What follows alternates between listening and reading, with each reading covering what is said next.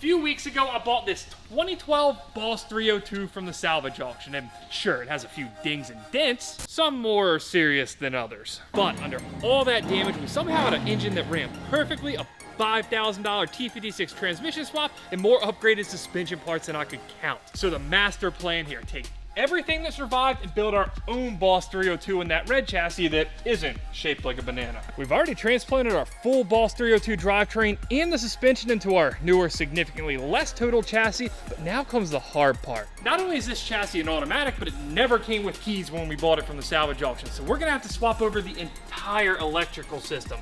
And then there's the fact that the core support's all bent up from when this one was in a wreck. This thing's all jacked up. Not great. Now, the way I want to tackle all this work is to get our front end fitted up and then work our way back, which means we got to take care of the rest of this body damage up here. Last video, we did a little yanking on the frame rails and got them at least close to where they should be. But now, if you look at the front end head on, you can tell that passenger side radiator support's down like an inch. We got broken spot welds here. We had this upper frame rail section that got pulled down and deformed a good bit. The front of our core support, it's angled up like that. That should be dead flat, but I am still hopeful that we can repair what's here, at least with a little help from the original boss.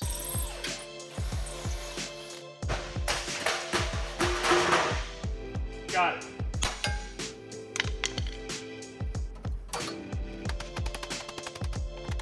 Last episode, when we were yanking these frame rails in the general right direction, we kind of knew that this bumper beam wasn't going to line up. We couldn't have got it perfect without having this. Now we get to see now, oh my god, I can't even finish the sentence. Just look. That's how far off we were. What's that, 2 inches? 2 inches is a lot.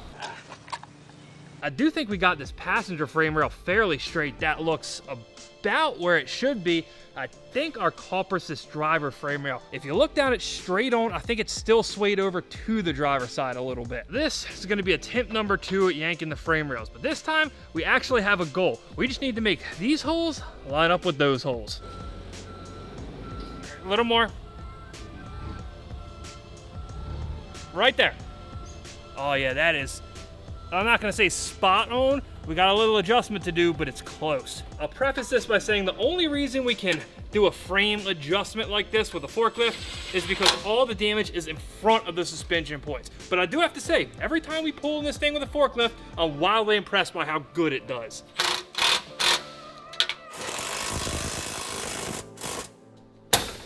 I just love the way it just springs back. Regardless of how we got there, because of the fact that we were able to bolt up this front bumper beam that was on a car that wasn't hitting the front end, at the very least we know the front frame rails are the proper width apart. Next up on the front end straightening agenda here is we got to get this section of the core support up, and we're just going to try to lift it up with the forklift and hopefully it does the right thing. Oh, it's actually working good. That flattened off just right off the bat perfectly. And this is the portion of this whole job that I'm not 100% confident in. Not exactly sure how we're gonna do this, but let's figure it out. The tricky part about the center section is this back part of it, that's supposed to be angled. That's already where it needs to be. When this thing got hit, the hood hinge ripped the front outer section up, split it from the back section, so we need to find a way to just adjust this portion. What we're gonna do here, and to be clear, this big-brained idea was all Tim's, I'm gonna hold the back section of it while he wails on it with a mallet, and we just hope it's in the right place afterwards. Fingers crossed. Have at it.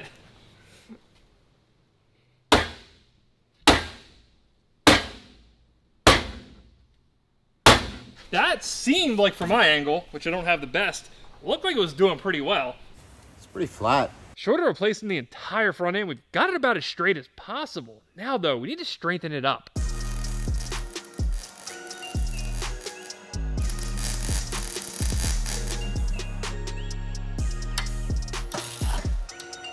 So the last test here to see if we got this front end straight is, does our lower radiator support fit? Like a glove, right? Like a glove. Probably helpful putting nuts on it. And unlike our front bumper beam, which does have some play, we can manipulate that around a little bit. This doesn't. It has alignment pins that hold it in a very specific spot on the frame rail, so this gives me 10 times more confidence than the front bumper beam did. I think with that in place, we're pretty much clear to start rebuilding this front end.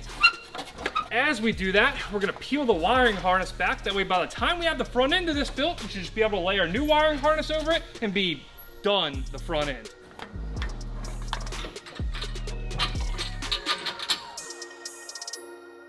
Well, that whole master plan we had about doing this in sections and stripping our wiring harness back, you know, replacing the front and then moving on to the interior, it almost worked out. We have the body harness completely separated in the engine bay, but on the driver and passenger side, it goes through a grommet in the fender arch and up under the dashboard. On the inside, some of the connectors I had access to, but others, they wind up really far under the dashboard. Could we struggle and fish it all out? Sure, but given all this stuff has to come out anyway, I think our best bet's just to pivot our approach and do this all at once.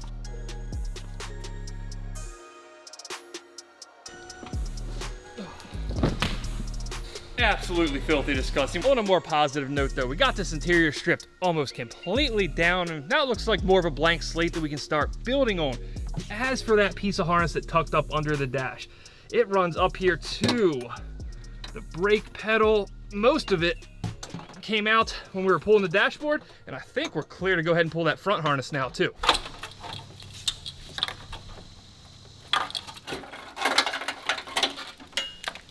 Now we're getting somewhere.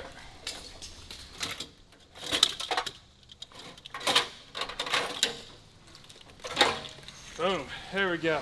I do have to take a second and give Ford just a little bit of credit, just like when we were swapping the engines out, on how easy they made this car to work on. You can tell they built it with what we'll call, I guess, an assembly line mindset, and it really shows on the back end when you're pulling it all apart. Of all the cars I've built, I think this one honestly takes the cake for easiest to work on. Somewhat surprisingly, for as nasty as that car was, most of the parts we stripped out are in at least decent enough shape that we can clean them up and resell them. That way we'll be able to recoup a little bit of money on this whole deal, which is always welcome on a project like this. Now our reward for stripping that one down and getting it ready to build back up is getting to do all the same stuff we just did on a car that's full of glass.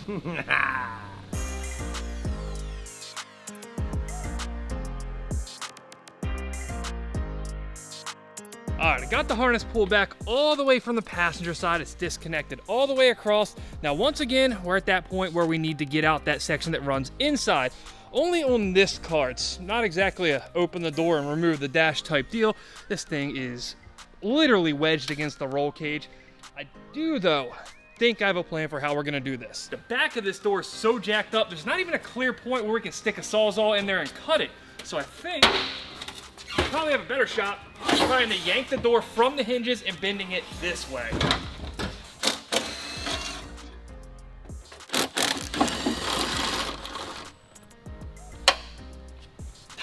The door's completely unbolted and it didn't move a centimeter.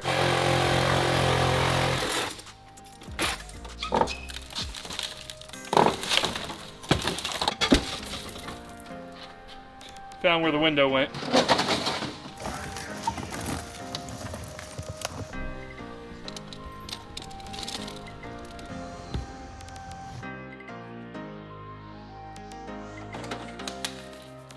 So at least on, let's say, the front half of the car, we were able to get most of the important stuff out. Our front wiring harness, which is key. This, as best I can tell so far, survived completely.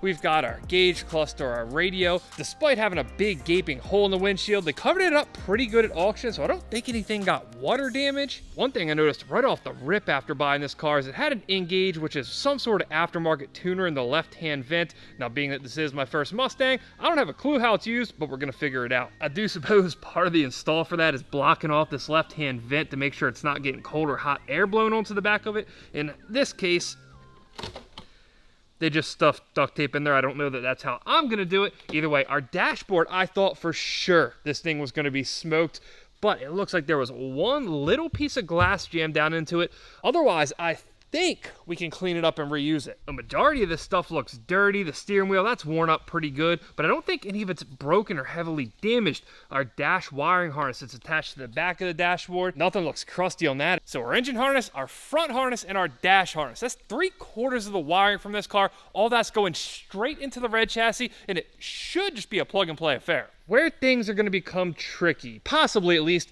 is this rear harness. I say rear harness, but it circles all the way around to the front of the dashboard. The issue we have, this rear harness, I can't imagine it's going to be good. It's got to be cut somewhere in there. If, and that is a big if, the rear wiring harness in the red car is the same, we should be pretty much home free on the electrical front. One thing though that does give me at least a little bit of hope is it looks like all the connectors that are related to, say, the car being automatic or manual, specifically the brake switch, the clutch pedal switch, all that came out with the dash harness. Now, obviously, there are plenty of other things that can make those harnesses incompatible outside of an automatic or manual transmission. For example, one thing I noticed off the bat, the rear deck lid of the Boss, no antenna. On our red car, though, we have some type of antenna on the deck lid as well as the quarter panels. Our only real option here is to just start plugging stuff in and see if it works.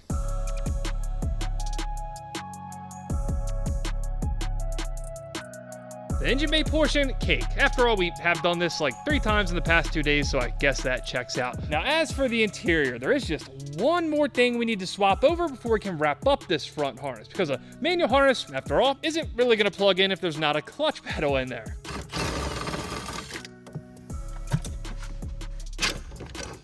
Our manual pedals, they're ready to come out, but unlike our auto car, on this one, we have to account for clutch hydraulics, and I'm not 100% positive that this is an OEM clutch fluid reservoir. I'm just judging that based on the fact that it was transmission swapped in this hardware. Stainless steel Allen heads, they don't look very OEM to me. Either way, factory or not, I suppose it's unimportant, because once we yank it off, we can pull the pedal assembly right through the firewall and slap it in the red car. On these Mustangs, the slave cylinders are inside attached to the clutch pedal, which means we have 2 lines that are going to run through the firewall. We have the one that goes to the reservoir we just took off, and then the clutch line that runs to the transmission. It leaves a big oval hole that Ford decided to cover with sound deadening on the auto cars, making the swap really easy. All right, so Fernando, we got manual wiring. It has a manual transmission in it. This is technically a manual car now, right? Yeah. Period? Okay, it's a manual car that doesn't run. Maybe I shouldn't have spoke before I actually get the pedals on. Perfect, there we go. Now we have ourselves a manual car. Now we can plug in our clutch switch, of which there's an upper and lower, which is kind of weird. It's not something you really see a ton. There we go. Our manual brake pedal, and if you see these red wire taps here, it had some blip blocks on it. They tapped into the clutch, the brake pedal, a bunch of different stuff. I don't think we're gonna put that back on. Now, the bit of wiring that I'm most interested in, at least so far, are these 2 plugs. This is that factory rear harness from this red car originally, and this is our Boss 302 front harness. And not that this is any real type of confirmation that we're good to go, but hey, at least they fit.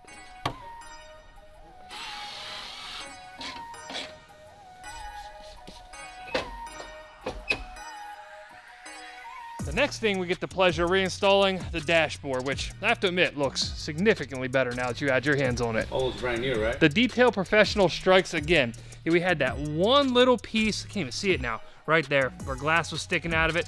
It looks genuinely good. Now comes the fun part. Sticking the dashboard in, it's not too bad, but leaving it all together makes it really easy to take out, but when you're trying to jam it in, that's where things get a little tricky. We got this shaft hanging off the back of it, and we have to guide that through a hole way back there that you can't really see.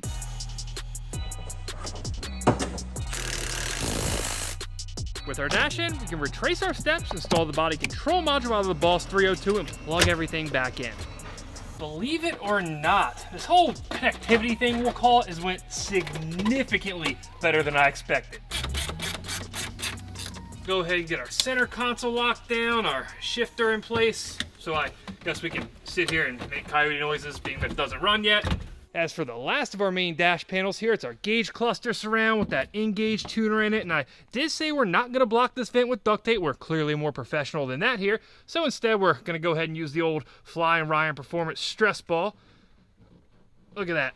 fits right in there. We'll go ahead and run our Engage cable up through the dashboard, which ironically looks more like a phone cable or Ethernet cable than something that belongs in a car. But either way, now we can slap our last dash panel on, and all of a sudden this thing looks a lot more Boss 302-y and less pile of trashy. And while it might look awesome, we are, after all, working on cars here, so things aren't going completely smoothly. We have two unaccounted for connectors. The first one is that small little yellow connector hanging down. That one, though, I'm not so worried about. I was able to find it on the dashboard that we pulled out of the red car originally. It is an antenna type connector. We have an unaccounted for antenna on the back of the car. Shouldn't cause us an issue being that the Boss doesn't require that antenna in the first place. But on the other side of the car, we have this connector that comes off the driver's side of the dash harness that looks significantly bigger and more important, and I have not a clue where it belongs. My first thought, cool, we're gonna come over here to the original Boss chassis and we're gonna find the female side of that connector on this chassis harness that we're hoping we don't have to swap, but it's nowhere to be found. It's not down the side, it's not up on the top. We all know this is gonna play out one of two ways, right? Option one, we tuck this connector behind the dashboard and it truly is an unused connector. You never think about it again. Or option number two, we tuck this connector behind the dashboard, forget about it all the same, and then when we go to start this thing up, we're chasing some weird issue around for like 3 hours until Fernando hits me with a, Do you remember that connector?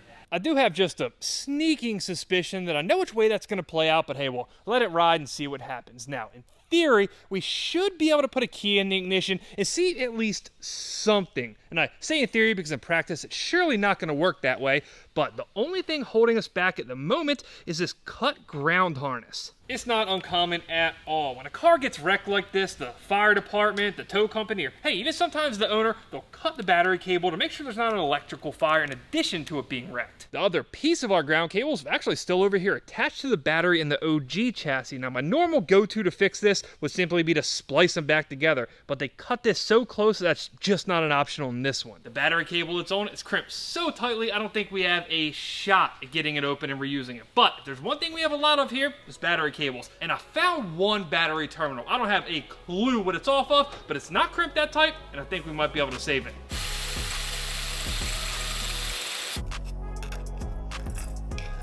Oh, it's a beautiful sight. Now, I do always feel inclined when I'm doing something like this to let you guys know that this is not the proper way to do this. Really, a new battery terminal will be the ticket, or better yet, replace the whole harness down to the starter.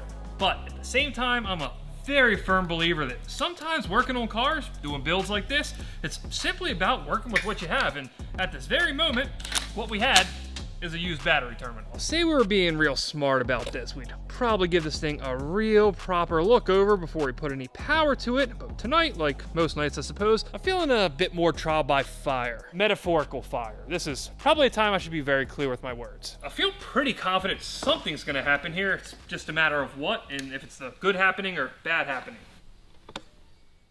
Well, I hear something inside. There's gotta be lights on the dash if we're hearing that, right?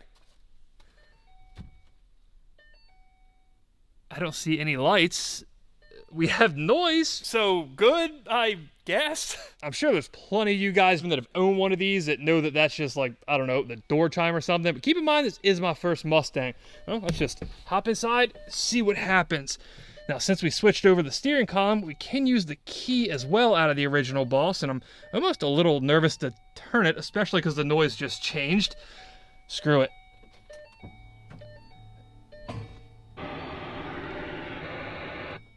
So the radio came on, there's no lights on it, there's noise from everywhere.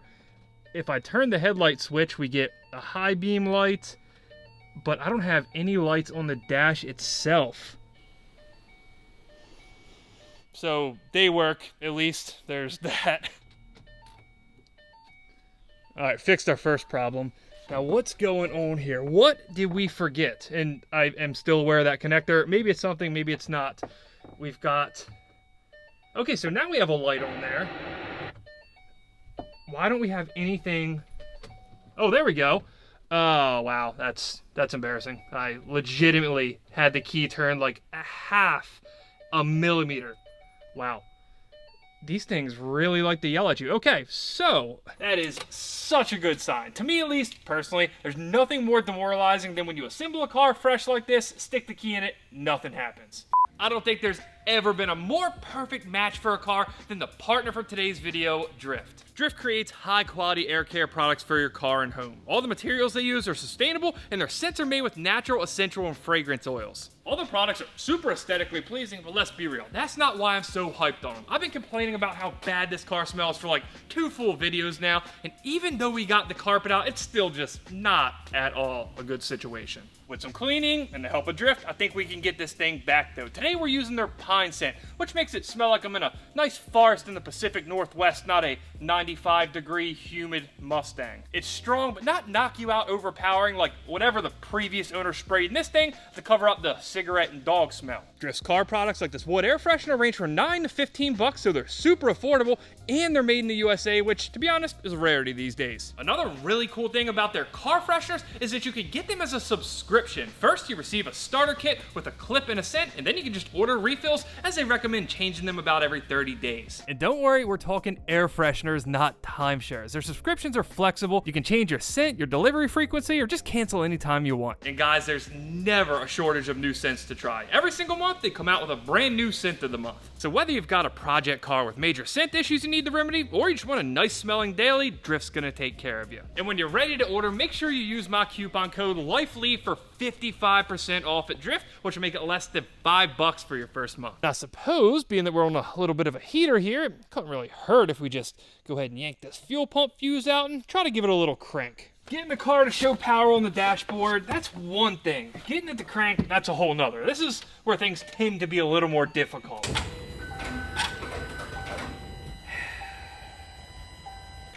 Push the clutch in, which has absolutely no pressure, of course.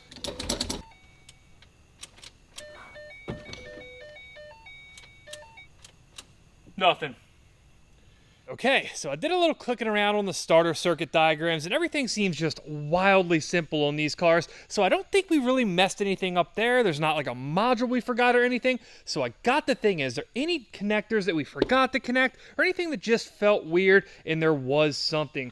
This black connector here, I originally had this ran up here right next to this other black connector that looks wildly similar. Turns out those two, they're interchangeable. I have not a clue why Ford would design it that way. It seems like it would make it all too easy for, you know, an idiot like me to just cross those things up, like I think I did. I remember when I plugged it in, the routing of that wiring just felt really, really clunky, but being my first Mustang build, I wasn't positive that it was wrong. I really didn't take a mental note of how it went, but now that we have that corrected, I bet it'll crank.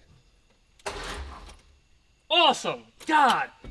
It's nice when things work out like that, isn't it? It took 3 months, a literal season out of the year, to get my manual swap demon to crank when we were having issues with that. This whole Ford thing, you know, I'm honestly kind of starting to like it a little bit. Now that we're roughly, more or less, generally moving in the right direction here, we gotta knock out all the boring stuff. I'm talking the stuff like oiling it up and making sure our shaft's fully in place and finishing off with like 5 minutes of pumping so we can get the brakes bled. You good? I think you're missing something here. Nah. We're getting so freaking close to being able to try at least to start this thing for the first time. But before we can do that, we gotta wrap up the undersiding. As you can tell, we're missing just a small little section of the exhaust. On the topic of that exhaust, one of the cool things about the Boss 302 are they come with these side exit exhaust pipes. But if you watched last episode, you know that the ones that came on our Boss 302, they are shot. The flex section's all ripped apart, the piping's caved in, the tips, they're all jacked up. And even though I spent a couple weeks trying to find a set for sale, they just weren't out there. I was, however, able to find a whole nother Boss 302 at the auction. I know I just bought my first one, but I guess the only thing better than one Boss 302 is two. And the math's there, right, Fernando? At this point, it's 3.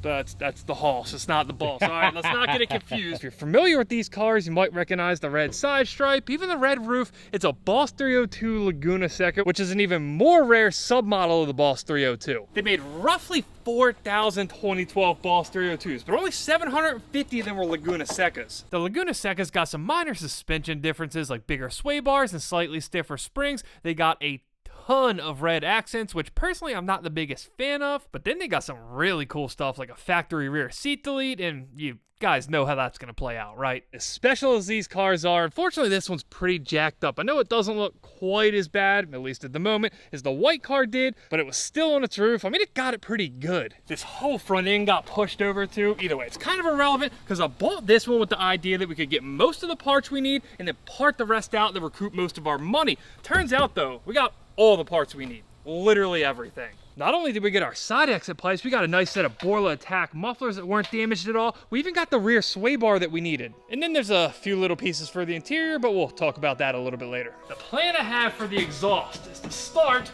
back here with our new Borlas and build all the way up to our brand new, not new used, Stainless Works headers. From our Borlas, we're gonna go up and over the axle with a factory mid pipe. There, we'll try to finagle this, but I guess you'd normally call an X pipe on, but in stock form, it's more of an H.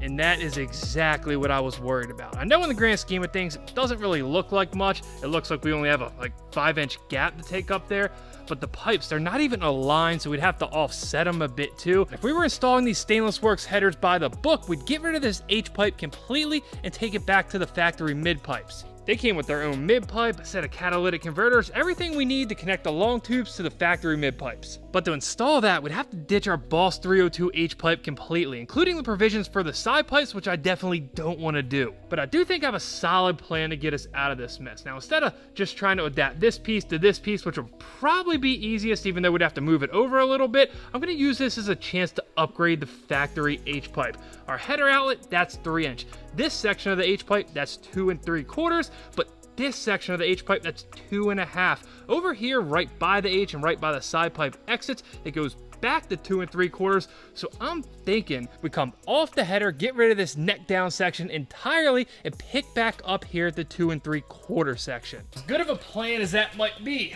to build that exhaust, we're gonna need some materials. So this leaves us really 2 options. One, we wait, we throw this on the back burner until a pipe comes in, and then we build an exhaust. Or 2, we just fire this up without an exhaust on it. I know logic says that starting a car should probably be the hardest part of the build, but as of late, if I can get something to crank, it'll start. We got our fuel pump fuse back in. Let's see if we can hear it prime.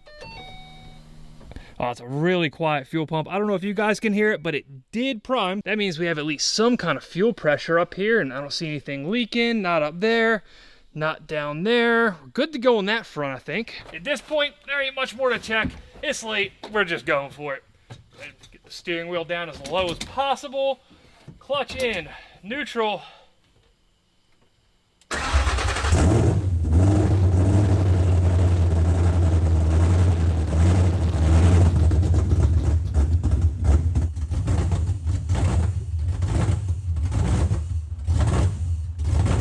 Well, it ran, so that's something. I mean, sure, it was horrendously loud. It idled horribly and then shut off like 15 seconds after we started it. But hey, it's a start, I guess. Now, I don't know how these things run without MAF sensors plugged in. LS cars, they'll generally run pretty well. But I'm going to go ahead and install our intake and see if that changes anything. There could be so much different stuff causing it to run really poorly at the moment. The secondary oxygen sensors, they're just dangling in the air. Let's go ahead and try this again.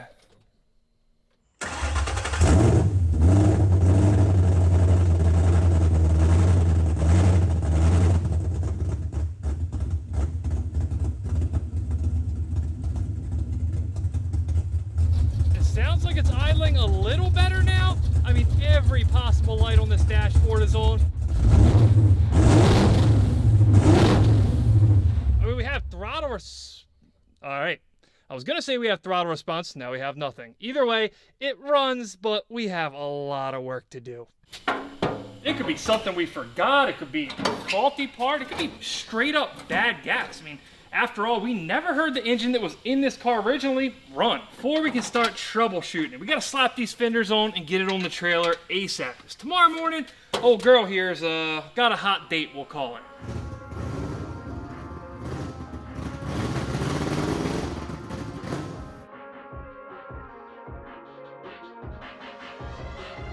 She might not run real well, but I promise you, after today, she's at least gonna look the part. We came up to visit our good friends at A+ Auto Styling and also lower the property value by dragging this bucket in a shop full of really, really expensive stuff. But today, it's officially time to get hossed up. I guess that's the term, I don't really know how to phrase it any better.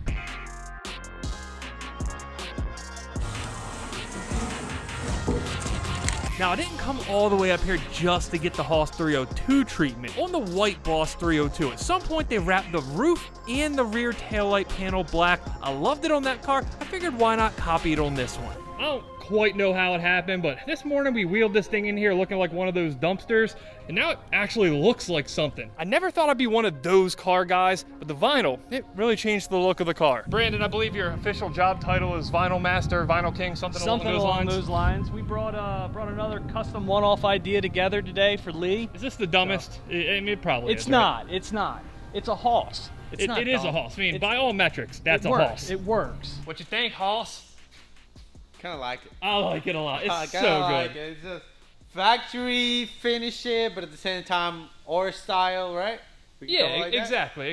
Like you drive up next to this thing, you're like, oh, it's another Boss 302. They're like, wait a minute.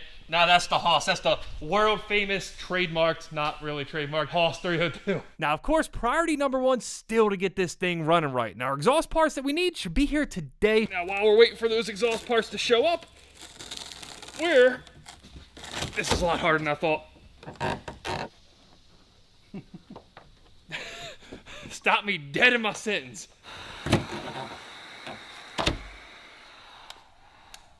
What I meant to say there was, we're gonna use this time to finish up the body. Our little lip spoiler on the red car used that mounting hole, and two identical ones on the other side. This bigger spoiler on the white 302 has 8 total holes. 6 of the bolts, they came out without a problem, but the outer forwardmost one on each side, it's broken and spinning inside the spoiler. So I think our only real option here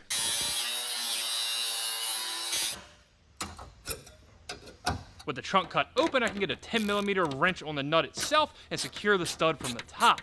Whoever installed this spoiler jammed these things full of blue Loctite. If you're working on something where it's set into, say, a plastic spoiler like this, maybe just don't do that. Even if you think that sick new wing you're putting on is going to be a permanent install, keep in mind, you never know when you're going to have to pull it off to get your trunk painted if it gets scratched or something like that. So serviceability, always a positive. There is, unfortunately, one thing I did not notice about this spoiler because it was so filthy dirty. And that is the fact that it is beat on top. I mean, beat.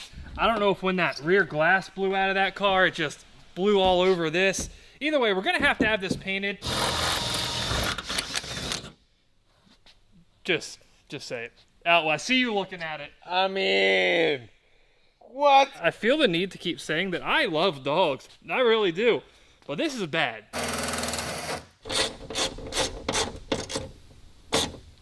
That's weird. It turns out, when you don't put Loctite on the bolts, they work just fine. This isn't my favorite Mustang wing of all time, but compared to the one that was on it, I think this works really well on this car, especially with the red and black combo. And the final touch on the back is to very carefully get rid of this GT badge. After all, this thing's a Hoss 302, you know, not a GT. The badge isn't really sitting down on there great, so well, you see what's going on here.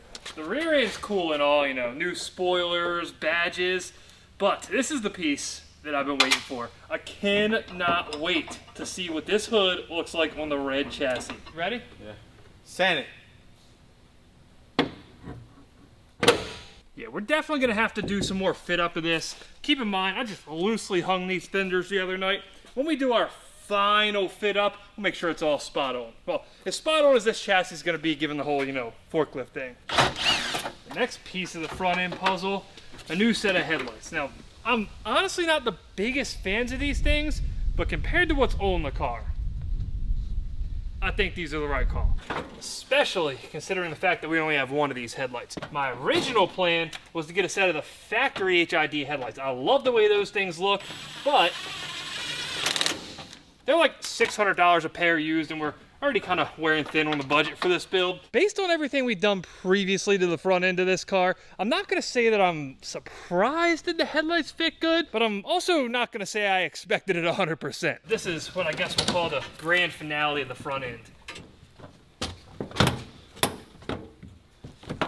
Do we have a lot of panel gaps to play around with? Absolutely. Is the hood sitting high in the front? Do we need to adjust the hood latch? Yes. Are the splitter rods still broken? We still need to find a solution for that. I don't even know what we're going to do about that at this point. The whole point here, we got problems, we got issues, but this thing looks awesome. When I first saw the White Boss 302 at the salvage auction with this wild front end on it, it's what made me want to buy it in the first place. So to see it come to life on our chassis, it's just so cool to me. And in some weird way, holding on to this styling makes it feel like the white car's living on, even if the chassis is giving us everything it has to give. But now, we gotta make sure it runs as good as it looks and knock out this exhaust system. The plan here is to start off by welding a 2 3/4 inch V-band to our factory H-pipe. From there, we're going to take the X pipe that came with the stainless work system and hack it off right about there. What that should do is give us roughly the same curve from our 2 3/4 section, but instead of necking down, this one's going to neck up to 3 inch, which we can build the rest of our exhaust off of.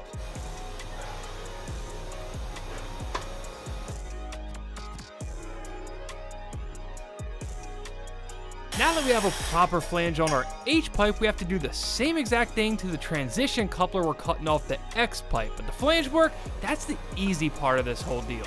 The hard part for me at least is when instead of building an exhaust from the front all the way out the back of the car, you have to connect an existing front to an existing back. When you're building something from scratch, you have unlimited freedom to do things the way you want, but when you're adapting a piece like this, it's just a lot of on and off, cutting and adjusting. There's something very satisfying about building exhaust. I'm not super great at it, yet at least, but it is really fun.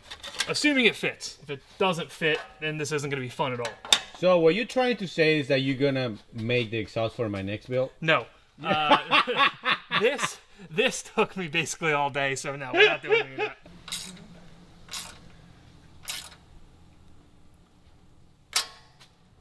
All right. So we built a part of an exhaust here. It might have took entirely too long, but now we can run our long tube headers and our side exit pipes, so I think it's worth it. Keep in mind, there is no good reason why completing the exhaust like this should make it run any better, but hey, we gotta try it.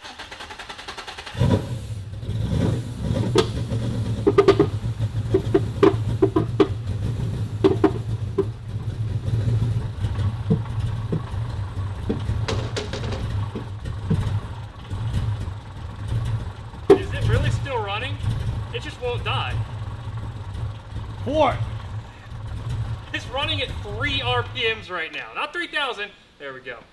Well, it does indeed seem that we still have an issue. So logically, the next step here would be trying to identify what changed. What's the difference from when this engine was running happily in the white chassis to being really pissed off at us right now? Of course, we start with the obvious one, gas. We never heard an engine run in this chassis. It's got a fuel tank of fuel, so it's possible it could just be bad. That might be causing all of our issues. I already had my water bottle cut. I was getting ready to pop off the fuel line, get a sample and see what it looked like, but then I noticed something interesting. These breather ports on the valve covers, they don't need to be plugged. The one on our intake, that's still plugged. Then I came around to the intake manifold. It looks really oddly empty to me, and that's when I noticed this. The vacuum plug we put in there originally has a little slit in it, and it was just laying on top of the short block. The general rule of thumb here is if it's a port on the valve cover, it can vent the atmosphere, it's not really going to cause an issue. But if it's on the intake specifically after the mass sensor, that's going to be an issue. If it's on the intake manifold after the throttle body, that's a major issue. The throttle body is a blade that regulates how much air gets into your intake manifold and therefore into the engine. When there's a vacuum in here, it's sucking in air unchecked through this port, meaning that there's far too much unaccounted for air going straight to our engine and pissing everything off. You want to run a little science experiment? Let's try it. Crank her up.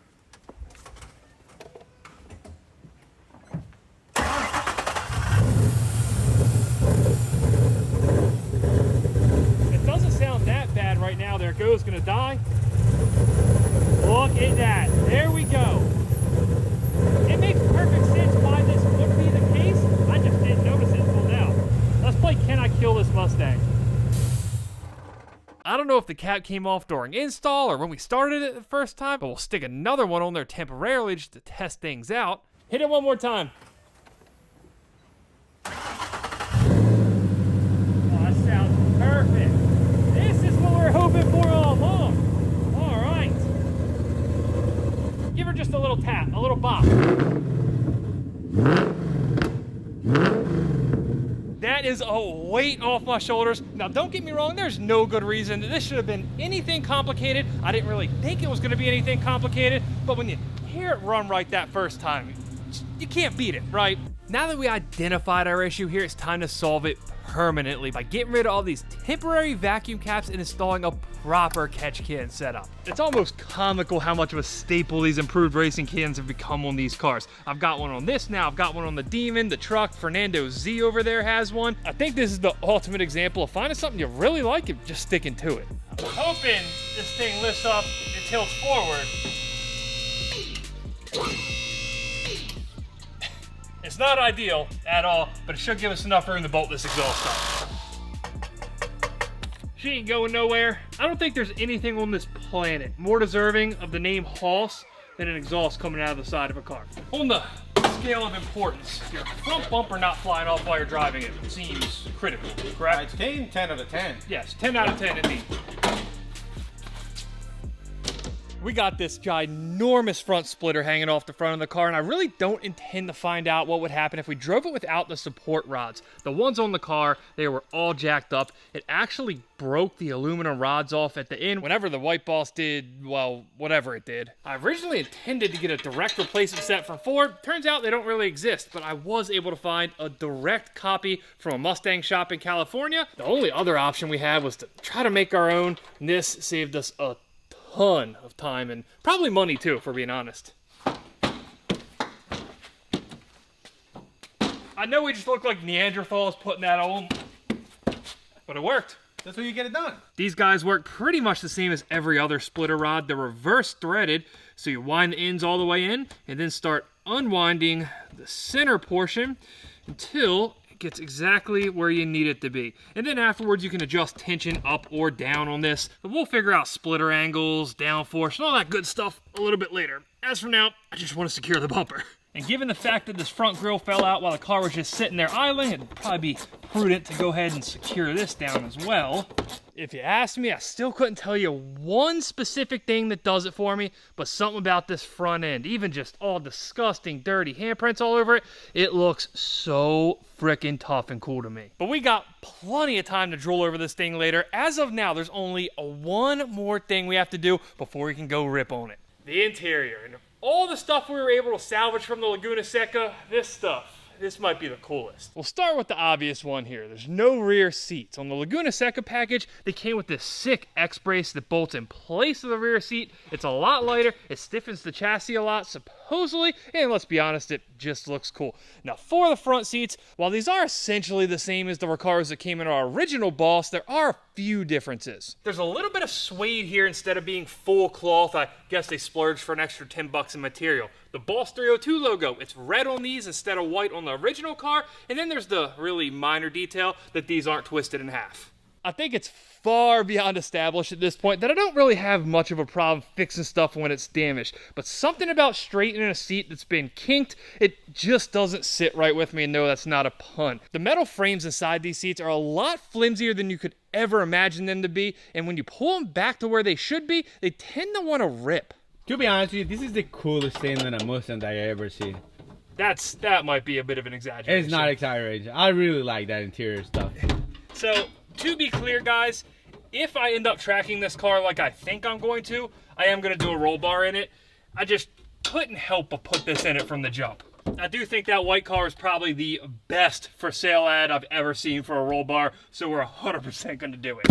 As for the final piece of the whole X-brace deal, is this panel that covers the lower half. Come on, look at that. You can't tell me it doesn't look sick. It's sick. It's so sick. Now, earlier in the episode, you might have noticed that there were airbags sticking out of these seats. Unlike most cars that have Recaro seats, these ones, they share airbags with the base model Mustang seats. That means if you need an airbag, You can go on eBay, buy a $100 airbag, stick it in the seat, sew it up, you're good to go. On most cars with special seats like this, if you blow an airbag, you have to go hunting down some $500, $600, $700 airbag. Not here. So good on Recaro or Ford, I don't know who's responsible for it, for setting it up this way. Oh yeah.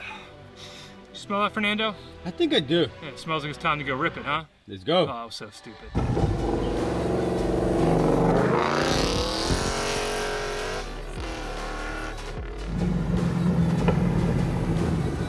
It runs. It feels good. It sounds good. It feels awesome. Get in. It's fire. Fire.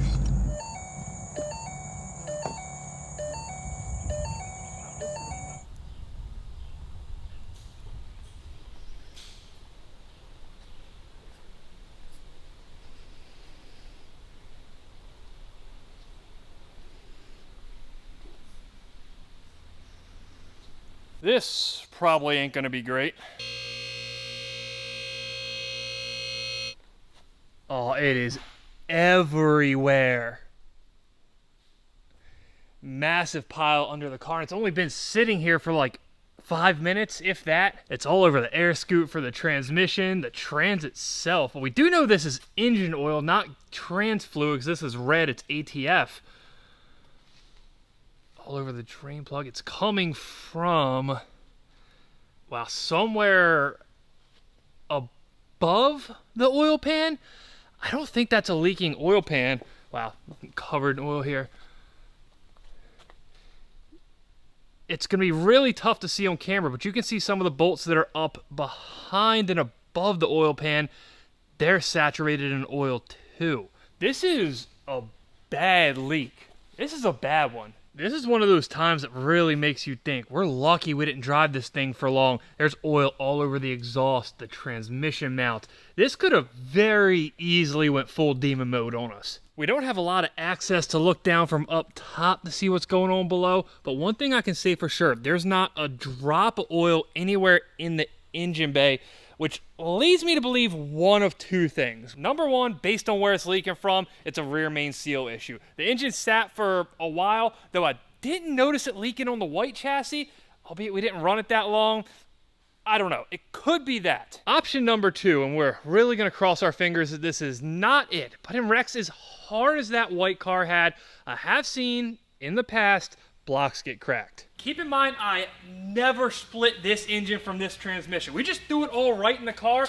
So if there is some damage back there, we simply wouldn't have saw it. Now, I did check the rest of the block as best I could for any signs of physical damage, and there weren't any. But if you remember from last episode, it did have a cracked engine mounting bracket, so it's possible the engine got shifted around and we just missed something. Issues like this, as bad as they are, it's simply part of building cars, so we can't get too down about it. After all, we did just build a Haas 302, essentially from scratch. We did technically drive the car, albeit not very far, and that's still something to be proud of, even if we have a lot of work ahead of us.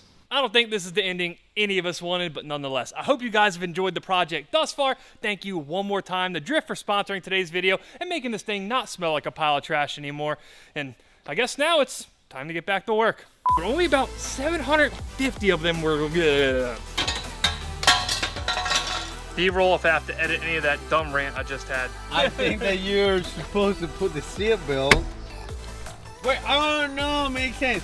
You want to use the passenger seat belt into the driver's seat.